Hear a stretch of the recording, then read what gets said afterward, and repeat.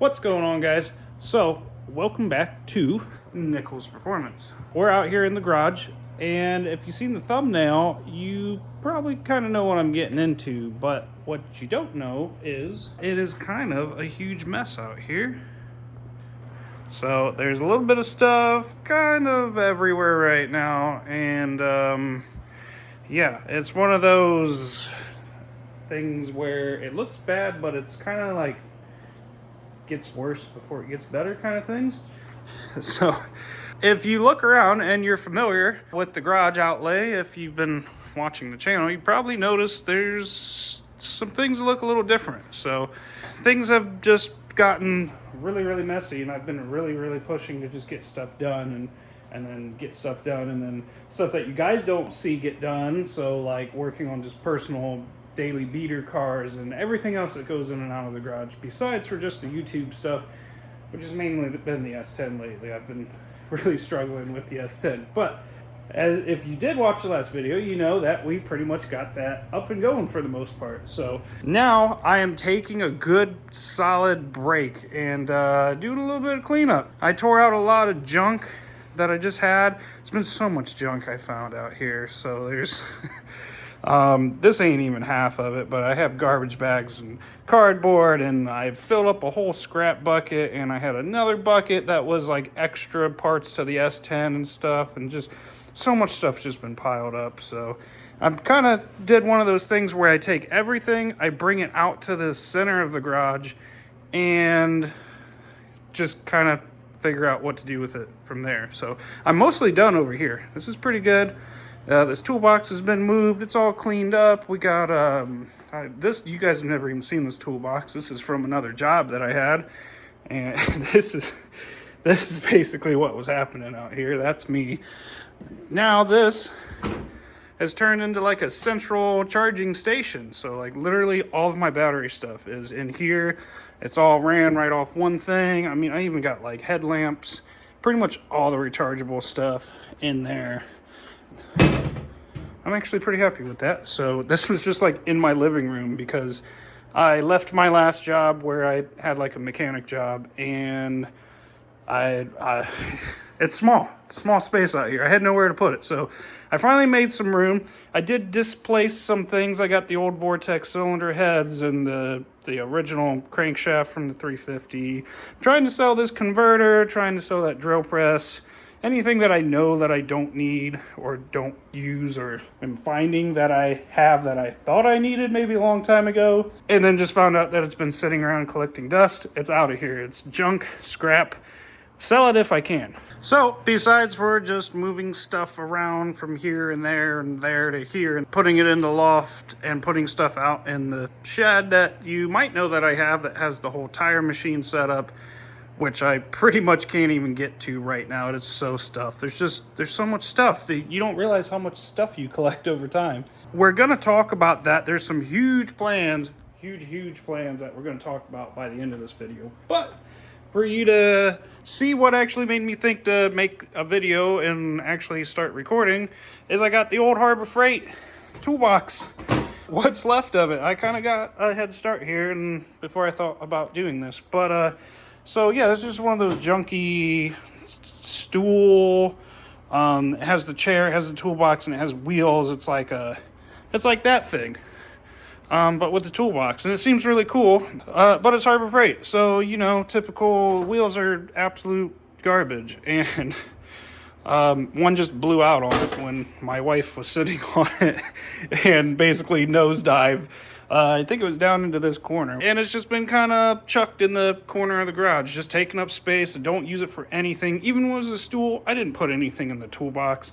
Nothing. Maybe stuff got set on these magnet trays, but it always just looked really nasty like this, and it was just an extra bulky version of that. Like if I'm using that, I might have a few wrenches or something I'm using at the moment on there, but it's not like all the drawers were ever like full with stuff because I'm always doing something different.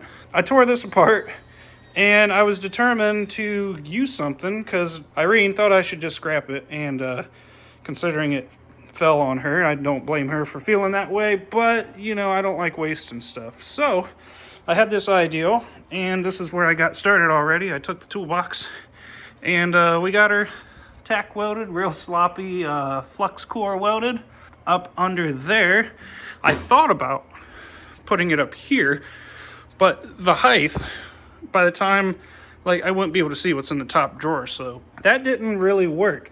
So I got the drawers here because this is super convenient. I got like a Sharpie and stuff I'm going to use all the time, my welding stuff. Now it's just here. I can grab it like on demand, brushes, because this is like my fabrication area. And I'm trying to make the garage, other than just clean it up, I'm trying to make it a little more functional, obviously. So we got some much needed storage. Any storage is very welcome. We got some extra torch stuff. Temu soft jaws. They're not very soft.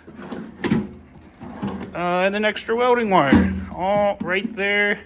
Pretty convenient. And welder can go back under there. I was sweeping and cleaning, so that can go back under there. And then I have a bucket. So many stupid cat litter buckets. That just has extra, well, let's see, what does it have? Yeah, just scrap pieces, so useful stuff. Now you might be able to guess, because I had these here, and there was a lot of stuff up here. This is way cleaner than it was.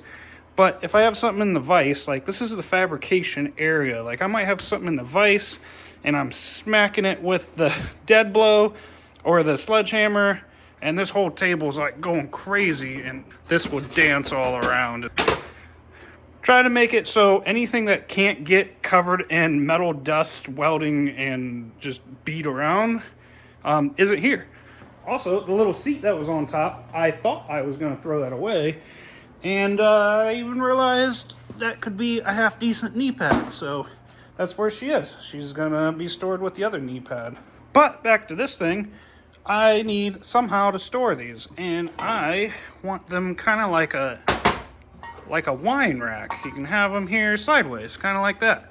Now, obviously, that ain't going to work because they're going to go all over the place and just be mayhem, especially once this thing starts shaking around and we hammer and whatever else goes on here. So I needed some metal. I thought I was going to use some extra stuff that I had, and then I was like, wait a minute, I just threw the frame of this thing outside.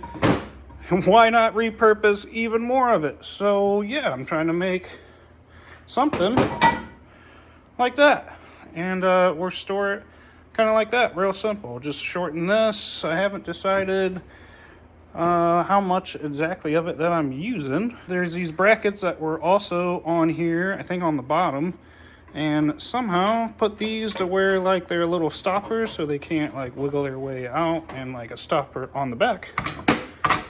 So like you slide it in, you hit the back, boom, done. Sits in there, can't go anywhere. Also, I saved this little screwdriver holder thing off the back of that toolbox. I don't have a home for it at the moment, but that's something that's really useful. It's kind of like what I have with my wood shelf there. I know, I'm supposed to be throwing stuff away, but that actually seems like something useful that I will definitely use in the future for something, just not sure yet. So this is kind of what I got so far. I got rid of the little side tables because I just don't need them. And the way these are going to sit in here, I'm going to use this extra piece, and these like nozzle parts are going to sit up on there. And that ever so slightly kind of kicks them back. So gravity will kind of want to go that way. And so that way when there's another can, insert can here, it will just kind of, as this workbench vibrates and does whatever else, it will want to kind of go backwards. So we need something to keep all of them from going backwards. And since we're just doing a simple 2-wide thing, I can do something just like that, because none of this is going to be here. And that will keep both cans, no matter how high the stack is, from sliding out of the back there. And yeah, it's going to look something like that. So I just need to get rid of all of this and put the rest of this together and figure out how exactly all that's going to work. All right, well, I think I got this all figured out of what I need to cut out and what I need to keep, so this can come together basically the way I wanted to cut it. is to where I take out what I don't need, and then this moves over, that moves over, just butt joint it right in the middle. So it's not like this is structural and I need to get really crazy with it. So this line here, that line there, cut this out.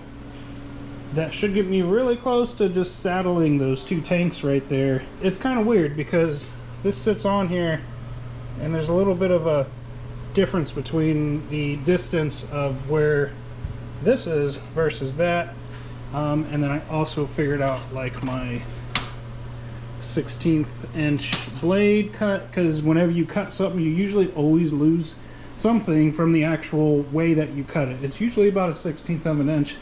I think a Sawzall blade is slightly thicker. I still don't think it's quite an 1/8 of an inch. I'll cut that out, get that together, and there should be just a little bit of wiggle room. And that's because I think I got it like 1/4 of an inch longer. And that's mainly just because it's a lot easier to go back and just cut a little bit more off than it is to try to add something, which is pretty much anytime you're cutting anything. It's always better to just have a little bit extra than not enough.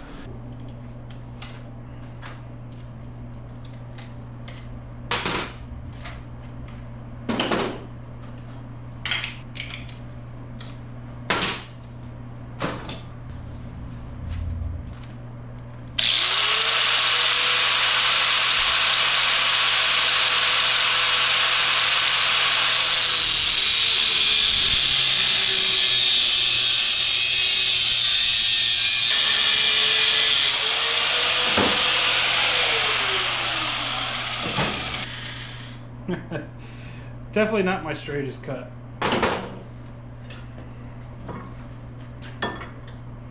Let's see if we can't cut this one a little more straighter than that.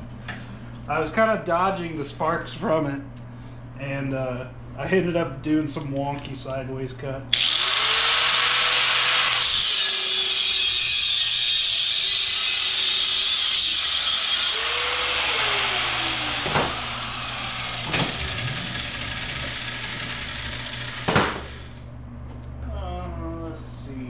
Probably do 60 grit.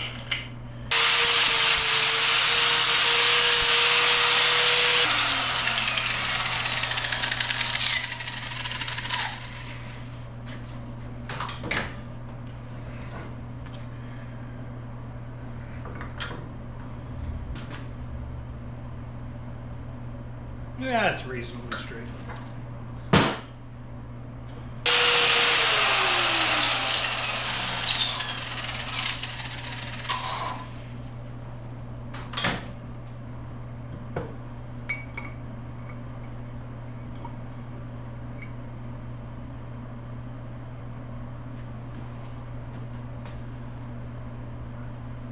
Yeah, I think that looks pretty good. So I guess all that time I took measuring ended up paying off for the most part, because that looks, actually it looks really close. So one of those things of measure twice, cut once. So I wanted to just kind of speed run this because it's just a silly little thing. But first cut, measured everything like I spent way too much time measuring this out, but it dropped right in. All I got to do is just butt weld these together, and the hard part is I gotta make this other one match as perfectly as I can. But now I got like a template to go off of, so it shouldn't be too far off from this one. So I'm just gonna cut that one up and then we'll get to welding. Well, now you can kind of see what this is supposed to look like. So I got my bars together and everything's saddled in there. This one turned out pretty good, and that one not quite sure. Not the straightest cuts. So that's how you learn to be a good welder, though, is by trying to fill in the gap between your crappy cuts you made. So, well, I guess I forgot to hit the record. I turned it off and I didn't turn it back on because I had to get all the ventilation and stuff going. And so yeah, you guys were sleeping for most of the welding of this, but that's what I ended up with. It's not the prettiest. It's kind of hard to make pretty welds with the old flux core, but it's not too bad. So I'll get the back side. I just need to do the same exact thing. And then I can come back, I'll grind this down a little bit. It should look a little nicer.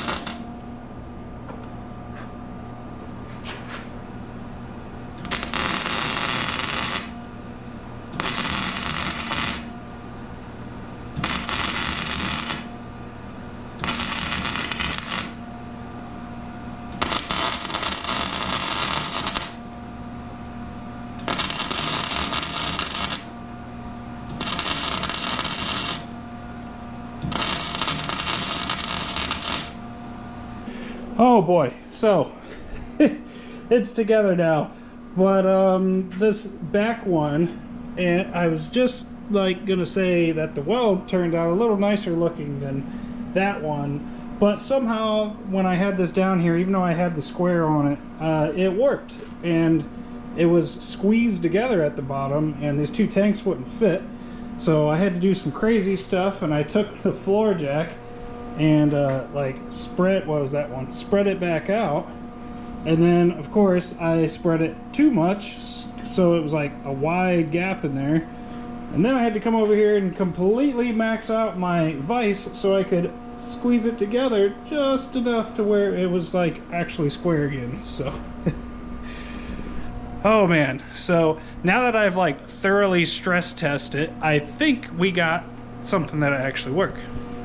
Okay, so this is mostly put together now. I skipped forward a little bit because it just got really tedious. It's just a lot of little things, and it's too much to try to film and catch everything. So this is the front of it, and you guys seen this part of it. That's just sitting there. It's not bolted on. This one is bolted on just so I could put this little side brace, and then this is our catcher in the back, so the tanks don't go all the way through, and then this is just our lip so they don't come out, and it also kicks them back just a little bit so they can't, like if I have multiple stacked up, they can't like shake and just come out of there. So unfortunately my good old grinder that I've had forever, yeah, no bueno. Can't be too upset. I've had that thing for probably like 10 years. So luckily it didn't break until I had like, I think it was just this last piece here. And I had to get the saws all out and the like air powered grinder thing, because I was just thinking of how useful it was, because I was swapping between cutting blade, 40 grit, 60 grit, and just like I was changing things out more than I was using the tool, and I was like, man, this thing is like incredibly valuable. And then that's right when it broke. So it's not completely together at all yet, but I think it's together enough to show you guys kind of what it's going to do. Take that, take another one, sits right in there, and I only have 3 right now, so this is just going to go in the middle. But if I had more, they would stack up, and I could have like 6 tanks all loaded up in here with probably a little bit of headroom to spare. But yeah, so that sits, I can't shake that because it's not bolted on, but basically you're gonna have to take my word for it that these are leaned back at a little bit of an angle so they can't come out, and you just kind of slide it in there and forget about it. and that will pretty much just go right in that empty spot. I'll probably just tack weld it, or maybe put like a self tapper or something, just to make sure the whole thing doesn't move around, and yeah, be pretty solid. So that is pretty decent, I'd say. Well, that took a little bit more time than I thought it was going to take, and it's starting to actually get pretty late here. So it's mostly put together, but now my grinder's like MIA, and I think I'm done on that for right now. So we still have a huge mess in here. I still got a lot more organization to do. It's definitely getting a lot better. There's a lot more to the story that you guys don't know, though. So more than I'm getting into on this episode, but I am going to be moving. I'm finally upgrading to a bigger shop because it's just a little garage. So this is that's a 16-foot door, just to put that in perspective, and that's like the whole wall there. So it's not that big in here, and my house is pretty small too, and me and my wife were just kind of like, I've outgrown all this. So this was like our kind of starter house, and the fact that we were able to turn this garage into everything that it is has been pretty sweet. But it's just small, and the driveway's small, and the house is small, and the neighborhood and everything's like, we're in a small town. So we want to move out of here, and we got big plans. We got big plans. So gonna be building a big shop house deal, but going forward, that is what's going on. So everything's probably gonna kind of grind to a halt a little bit as far as major projects. I'm not sure what I'm gonna be able to get into, but that's gonna be most of my focus. This carnage right here is happening in my house all throughout, like the bedrooms and the kitchen and everything. It's kind of like the first phase. I'm not moving like right this second, but I'm going through and like doing like a pre-purge and organization, and the garage was kind of just a mess. Like I just couldn't function. So it's kind of like two birds. I get to purge a bunch of stuff, I get to reorganize, and then when we do go to move, like everything, when I go to pack up like items can go with like items, and there's not like, oh well, there's like some power drill stuff, like I got the batteries over there, and then there's other stuff over in this corner after I've already like shipped 5 boxes to the new house. So it would end up just being an absolute mess. And then in the meantime, it's going to be way more productive out here. So a lot of big things going down. So I could give you like 100 other reasons of why I'm moving, but I'm not trying to get into too much. But a little bit of it is there's some family issues going on there. A lot of it's with my dad, but overall I've been treated really like crappy by my family lately, and kind of long term too, and actually to the point where I had to completely cut ties with them. So that is a little personal bit for you, and one less reason to stick around this area. On a more positive note, I'm moving more south, so the weather should be a little bit better. Not like way south like Florida. That would be cool, but also hurricanes not cool. But south enough that the weather should be a little better, and they should not have as much salt on the roads. Because right now, even if none of this was happening, I really, like, if we were working on a project and I wanted to go out and test that car, like, there's so much salt and stuff on the road, and the winter does get kind of bad here. So even without YouTube, like, I'm kind of stuck not being able to do anything because this is just what I do. So that should be a little bit better. Definitely should be less salt, if nothing else, and a slightly more mild winter. So I'm in Ohio, and it's still Ohio, but it's like a lot more south than where I am now. So while I'm at it, I almost forgot. Speaking of my dad, I'm pretty sure he goes and hits like the thumbs down on all my videos, just for petty reasons. So this is a good time to remind you, and a really weird way to do it, to hit the thumbs up button. So I'm going to try to do what I can in the meantime just to keep some kind of content flowing. But what I really look forward to is actually bringing you guys along for this whole house build process. So, because I'm not just buying someplace and moving in, we're actually building like our dream home. So that is our dream home and, you know, big shop. So just a little bit more tease there.